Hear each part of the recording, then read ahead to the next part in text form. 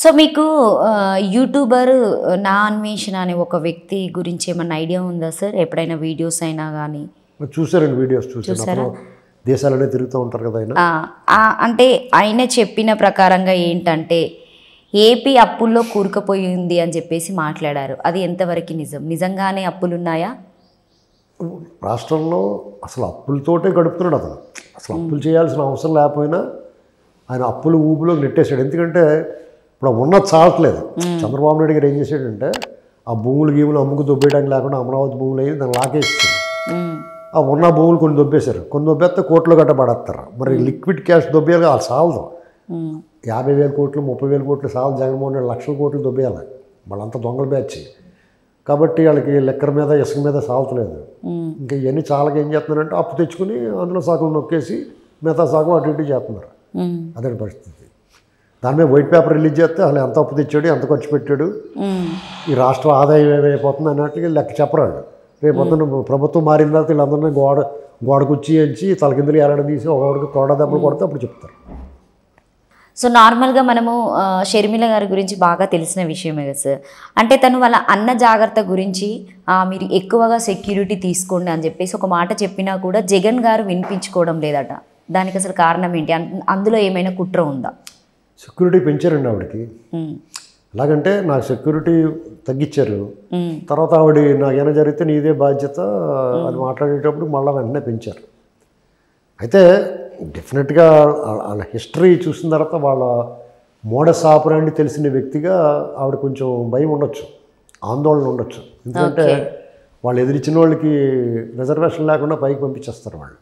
అంటే మామూలుగా మీరు ప్రయాణం చేయాలనుకోండి, ఎక్కడ ప్రయాణం చేయాలని ఇప్పుడు అంతా ఆన్లైన్లోనే ఎక్కడ చోట రిజర్వేషన్ చేయించుకోవాలి.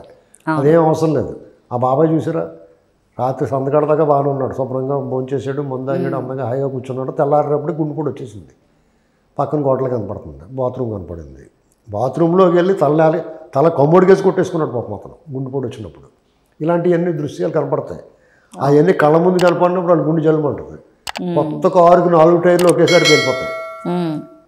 ఇలాంటివన్నీ చూసిన తర్వాత వాళ్ళకి ఉంటుంది. అనిల్ కుమార్ కూడా వ్యాఖ్యానించాడు, మన షర్మిల గారి హస్బెండ్, నా మీద లారీలో దూసుకొచ్చి లేకపోతే నా వెనకాల ఏదో పడ్డారో, ఇదంతా యాదృచ్ఛికంగా జరిగింది అనుకున్నాను కానీ ఇదేదో అనుమానంగా ఉందని చెప్పన్నాడు. అంటే వాళ్ళకి నచ్చని వాళ్ళు, వాళ్ళని ఎదిరించిన వాళ్ళు, వాళ్ళు అడ్డం తొలగించుకున్న వాళ్ళని, అడ్డంగా ఉన్న వాళ్ళని తొలగించుకోవడం వాళ్ళకి అలవాటు. ఫ్యాక్షన్ చరిత్ర ఉన్న వాళ్ళు మోడస్ ఆపరాండి అలాగే ఉంటుంది. పటేలరావు గారు మర్డర్ జరిగింది. పటేలరావు గారు మర్డర్ జరిగిన తర్వాత కొంతమంది మేమే చేసామన్నారు. తర్వాత వాళ్ళందరూ అంతర్ధానం అయిపోయారు, ఎవరూ ఉండరు. రకరకాల కారణాలతోటి దానికి సంబంధించిన వాళ్ళందరూ పోతారు. అంటే నీట్గా క్లీన్గా కట్ చేసుకుంటూ పోతారు. బకెట్ మర్డర్స్ అంటారు దాన్ని. బకెట్ మర్డర్స్ అంటారు. అంటే ఇక చేసిన హతుడు, చేయించినోడు అసలు సూత్రధారి, మధ్యలో కొన్ని లింకులు ఉంటాయి. ఈ లింకుల్లో 2 దాటి ఒకడికొకటి తెలియదు. ఆ పైన ఉన్నవాడు చివర ఉన్నవాడికి తెలియదు. ఆ లింకులు కట్ చేసేస్తారు. అంటే అప్పటికి చెప్పలేడు, అది సేఫ్. అలాగే ఈ మధ్యలో ఉన్న వాళ్ళని క్లీన్ చేస్తారన్నమాట. అలాగే ఇప్పుడు వివేకానంద రెడ్డి గారి మటర్లో కూడా చేద్దరు, కానీ అది కుదరలేదు. ఎప్పుడైతే సునీత రెడ్డి గారు సిబిఐ అది అన్నది ఎస్టాబ్లిష్ అయిపోయింది. లేదంటే వాళ్ళందరూ సర్దుకుని కైలాసానికి వెళ్ళిపోయి ఈ పాటికి అక్కడ రాజశేఖర రెడ్డి గారు, వివేకానంద రెడ్డి గారు పక్కన కూర్చుని వాళ్ళకి సేవ చేస్తూ ఉందరాడు. వీళ్ళంతా పైకి వెళ్ళిపోయి. కాబట్టి ఆ అదురు భయం ఉంటుంది వీళ్ళకి డెఫినెట్గానే. కానీ వీళ్ళని టచ్ చేయడు, వీళ్ళేమి టచ్ చేయడు. అతను టచ్ చేస్తే చాలా మైనస్ అయిపోతుంది. ఇప్పటికే వాళ్ళ బాబాయ్ మటర్ కేసే తగులుకుందాం బేరం. అంటే మాకు తూర్పు ఉత్తరాంధ్రలో పాట ఉండేది. ఒక అతను ఛానల్ క్రితం మా చిన్నప్పుడు సూదిలో దారం సందులో బేరం అని ఒక భాష ఉండేది. అలా దానికి దీనికి సంబంధం లేకుండా ఈవిడేమైనా టచ్ చేయరనుకోండి, వాళ్ళ బాబాయ్ బేరమే తగులుకుంది. ఇప్పుడు వాళ్ళ బాబాయ్ మటర్ కేసే తగులుకుంది. ఇప్పుడు ఈవిడ మళ్ళీ అలాంటి ప్రయత్నం ఏమైనా చేస్తే టోటల్ మటాష్. ఇది వరకు ఎన్నికలప్పుడు వాళ్ళ బాబాయ్ మటర్ కేసు చంద్రబాబు గారి మీద నెట్టేసి కోడికత్తి కేసు ఇలాంటివన్నీ చూపించుకుని కొంచెం ఏడు మోహం వేసుకుని తిరిగితే జనాలు జాలిపడతారు కదా. అలాగేదో పని జరిగింది. ఈసారి వాళ్ళ వికృత స్వరూపం, ఆ విశ్వరూపం చూశారు జనం. ఓరు బాబు ఇతనితో ప్రమాదం రా బాబు అనుకుంటారు.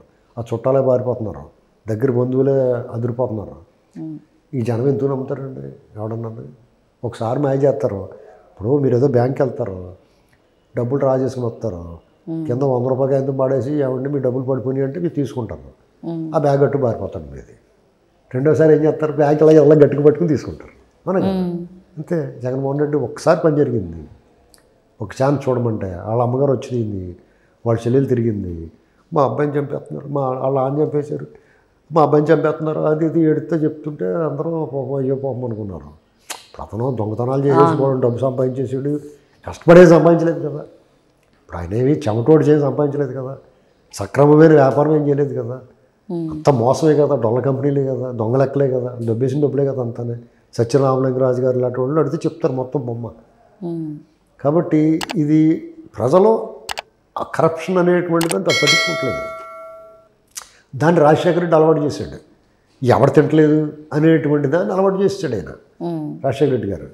అది జనాలకు అవునండి ఎవరు తింటలేదు అన్న లెక్కలోకి వచ్చారు. కాబట్టి అతను 1,00,000 కోట్లు కొట్టేసినా అది పట్టించుకోలేదు. కానీ మరీ అత్యంత సన్నిహితుడు, తన తండ్రి గారికి లక్ష్మణ సోదరుడు, లక్ష్మణుడిలాగా చూసుకుని ఆయన అంత క్రూరంగా చంపేస్తే ఆ కేసు విషయంలో అతను నిర్లక్ష్యం వహించడం, అనుమానాలు ఆయన మీదే ఉండటం అనేటువంటిది సహించలేకపోతున్నారు జనం. ఈసారి మాత్రం గ్యారెంటీ ఇంటికి పంపిస్తారు. వాడు పచ్చి మోసం చేశాడు. ఆయన పాదయాత్ర పొడవున సిపిఎస్ రద్దు, అమరావతి విషయంలో, పోలవరం విషయంలో, రైల్వే జోన్ విషయంలో, విభజన హామీలు, ప్రత్యేక హోదా విషయంలో పదే మ్యాక్సిమం యాక్ట్ చేశారు. ఫుల్ డ్రామా వేశారు. ఆ డ్రామా ఇంక రెండోసారి చూస్తారు మీరు. అసలే తలపొడి వచ్చేస్తుంటే డ్రామా ఈసారి చూస్తారు. ఒకసారి చూడమని బతిమాలతో చూశారు. పైగా తలుపులు వేసేసి బయట పారిపోకుండా, బోర్ కొడితే బయట పారిపోకుండా తలుపులు వేస్తారు. 5 ఏళ్ళు భరించాలి. భరించారు. టైం అయిపోయింది, వెళ్ళరా బాబు నీకు దండం అని చెప్తారు.